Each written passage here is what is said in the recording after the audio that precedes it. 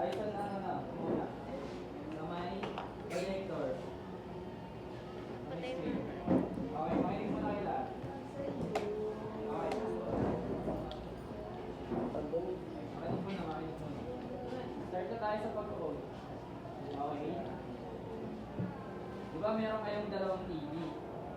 Pakita ko sa inyo. Ito yung gawa. Yan. Tapos, ito yung unang TV, di ba? Ito yung unang parent table.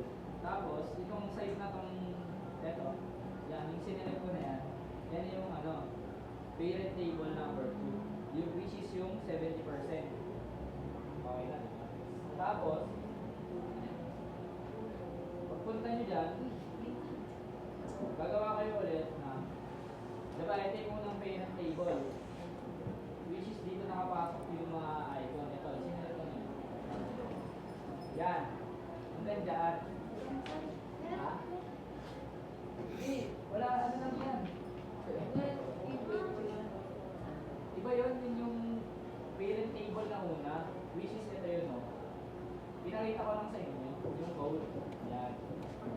Tapos, punta na kayo dito sa may parent table number 2. Yung 70%, yung sa pinakababa. Ito, ayun, parent table with 70%. Ito. Ito. Yan. Di ba meron dyan table? Okay. Tapos, ang una niyang gagawin yung paragraph muna, syempre. Makinig muna kayo bago pa may na gagawin. Paragraph, tapos style. Yung style na yan, para ma-style nyo mismo yung itong ano lang, yung Celica song, para ito lang yung mga epektuhan. Di ba yung style natin nasa taas? Ito. Ayan o. Diba yan? Yan yung style na nasa taas. Kasi pag dyan ka naglagay, lahat ng nakalagay dun sa may for icon, yun lang yung maapektuhan.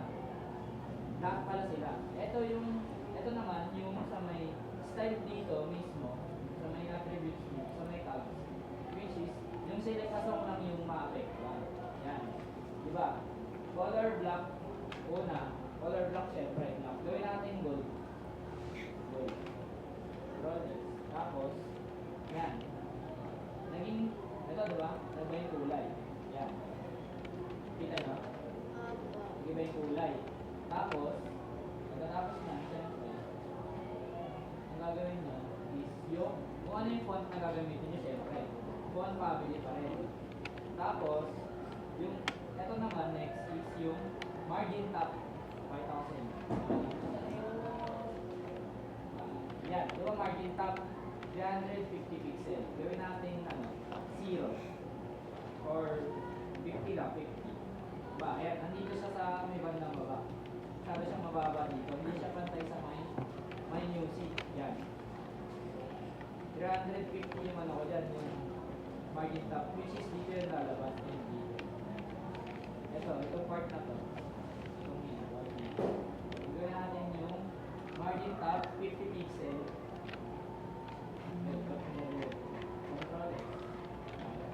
And then, di ba mababa yan? Aakyat siya. Nakita niyo yun? Apo. Bale, ito yung margin top. Ito lang, sa taas.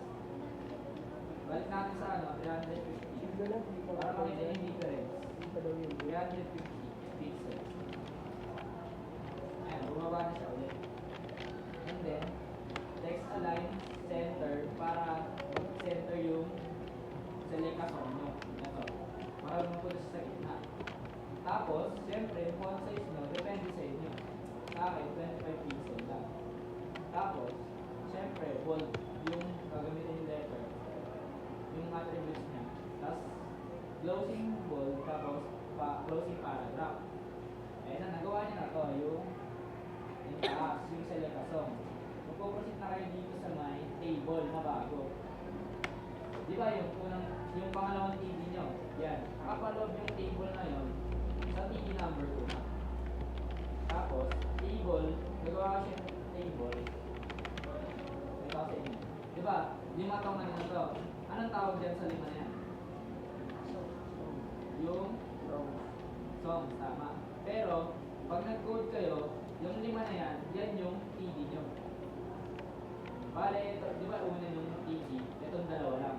Yung taas, yung side A, tapos dito sa B. Bale, itong lima na to, naka, ano yan, naka-TD yan. Kaya naging hiwa-hiwalay silang lima. May pa kasi dito. Nasaan na yun? Ladies. Ladies. Hindi natin ang word. Makakita niyo yung ano, yung pagkakaano. Ayan. Ito yung table. Kasi ito na yung TD niya. Para itong Whitney, yung isa lang, hindi nakakasawa rin. Para yun.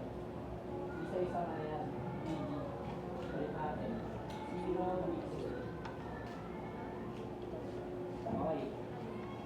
Sit na tayo sa may table, di ba? Siyempre, pag gagawa kayo ng table, maglalagay nyo ng ilang TR sa table na yan. F. F. Ilan yan? Ilang row yan? Row daw, row. Row. Hindi Isa lang. Isa lang. Oo nga. Wala ko, wala ko sabihin nyo, 5 eh. Yan. Tapos, syempre, maglalagay kayo ngayon ng ladies para doon nyo edit yung border nun. Ito, di ba? Yung ika-class nyo siya. Yan na. Itong ladies, nakikita nyo yung border. Tapos, kung gaano kalaki yung width nyo. Pakita natin ulit yan. 2 pixel. Roll S. Tapos, roll R. Ayan, di ba? Tapos, babagoy natin yung width. Gawin muna natin itong 500. 500. Para makita nyo yung itsura. Yan. 500. Tapos, control R. Evaluate siya. Para makapalaki niyo yun, maglalagay kayo ng class para dun sa playlist niyo. Which is ito nga. Lalagyan niyo siya ng class para ma-edit niyo yung gaano kahaba yung width. Gaano ka yung width niya. Wait na yun. Tapos, balik natin siya sa 1,000 para mas maayos. Para magkasya yung lima yan. Para magkalayo-layo sila. Control R. Ayan na. Diba nagkalayo-layo sila? Tapos, lalagyan niyo siya ng, depende sa inyo kung lalagyan niyo ng margin para bumaba. Lagyan natin na 20.